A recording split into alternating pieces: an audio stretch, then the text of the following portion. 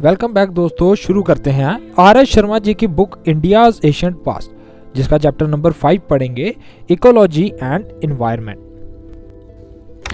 आइए जानते हैं व्हाट इज इकोलॉजी। ये शब्द 1869 में पहली बार इस्तेमाल किया और उस समय ये एक न्यू साइंस का सब्जेक्ट बना। इसको पहले बायोलॉजी की ब्रांच माना जाता था।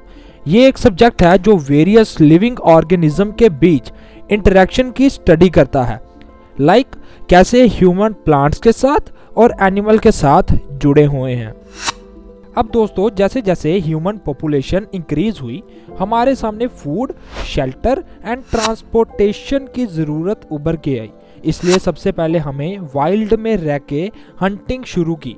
इंडस्ट्रियल एज के आते ही सब कुछ बदल गया और हमने नेचर से छेड़छाड़ शुरू कर दी। अब बात करते हैं एनवायरनमेंट की। आसान भाषा में कहें तो एनवायरनमेंट मतलब हमारी सराउंडिंग, चाहे वह नेचुरल हो या फिर मैन। नेचुरल माने तो सॉइल, एयर, वाटर जिस पर हम रह रहे हैं, और मैन मेड वह जिस बेड पर आप अभी सो रहे हैं या जिस मोबाइल से आप ये वीडियो देख रहे हैं। एनवायरनमेंट में सराउंडिंग को छोड़कर rural, urban, social, economic, culture और पॉलिटिकल कंडीशन भी आती है। नेचर का लॉ है every action has an equal reaction. Nature human effort का पूरा जवाब देती है। 9000 BC के बाद कोई भी मेजर क्लाइमेट चेंज नहीं देखा गया। हाँ, रीजनल वेरिएशन आते रहते हैं, जैसे कि सुनामी और अर्थक्वेक। एशियन टाइम 2-3 मिलेनियम में सेंट्रल एशिया एक बहुत कोल्डन रीजन था। यही कारण से उन्होंने ऐसे एरिया की तलाश शुरू की जहां पर ठंड कम होती हो, और शुरुआत हुई इंडियन सब कॉन्टिनेंट के कहानी की। अगर नेचर को एक्सप्लॉइट नहीं किया जाता तो आज हमें ये ह्यूमन डेवलपमेंट देखने को नहीं मिलती। ये बोलना गलत नहीं होगा कि जंगल को साफ करके खेत बनाए गए जहां से हमें फूड प्रोवाइड हुआ। अगला टॉपिक है सराउंडिंग एंड सेटलमेंट। 500 BC के बाद हम डेवलपमेंट की तरफ पैर बढ़ा सके। ये मुमकिन हुआ आयरन एक्स और आयरन प्लोशेयर के साथ। हमने गैंगेटिक प्लेन को साफ करना शुरू किया, जिससे वहां पर खाने और पानी की समस्या हल हो गई। वही लकड़ियों से हमने घर बनाने शुरू किए, जो कि शेल्टर की प्रॉब्लम को भी सॉल्व करता था। हमने दोआब के फॉरेस्ट को नहीं काटा until 16th and 17th century तक, क्योंकि इस एरिया को वाइल्ड हंटिंग के लिए इस्तेमाल किया जाता था।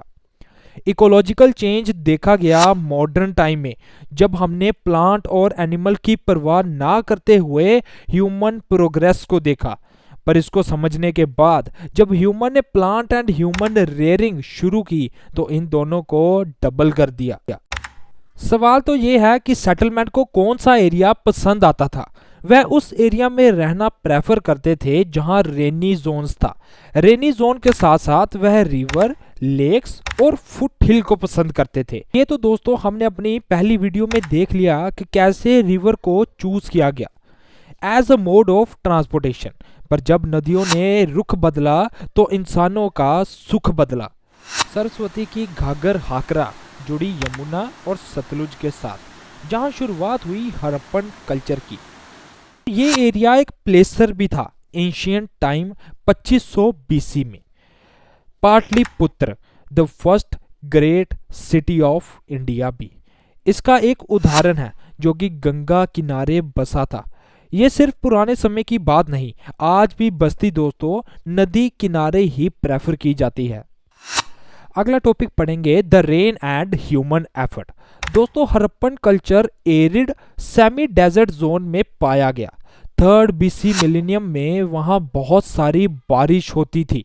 बारिश ने अपना रुख बदला और फिर वहां पानी की कमी होने लगी, जिस कारण वहां का कल्चर फ्लरिश हो गया।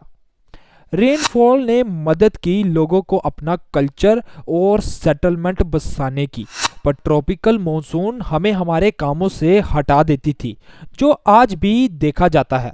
गौतम बुद्धा जी अपने टीचिंग को इन 4 महीनों में स्थगित कर देते थे और श्रावस्ती में वर्षावास करते थे। लास्ट टॉपिक है ancient attitude toward the environment. दोस्तों, एंशियंट टाइम में नदियों का सम्मान होता था।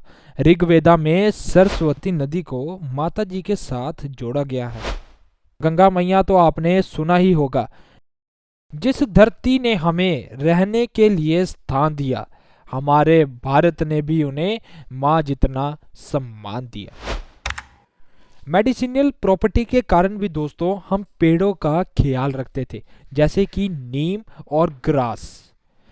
गौतम बुद्धा जी पहले आदमी थे जिन्होंने हमें गाय का ख्याल रखने के लिए अपनी किताब में बताया, जिसका नाम है सुतानी पाता। ये सब बातें पढ़कर हमें ये पता चला कि कैसे एंशियंट टाइम में नेचर ने ह्यूमन सेटलमेंट की मदद की, और जब हमें उन चीज़ों का महत्व समझ आया तो हमने कैसे प्लांट्स एंड एनिमल को 2 गुनी रफ्तार से आगे चलाया। धन्यवाद दोस्तों, इसी के साथ मिलते हैं नेक्स्ट वीडियो में।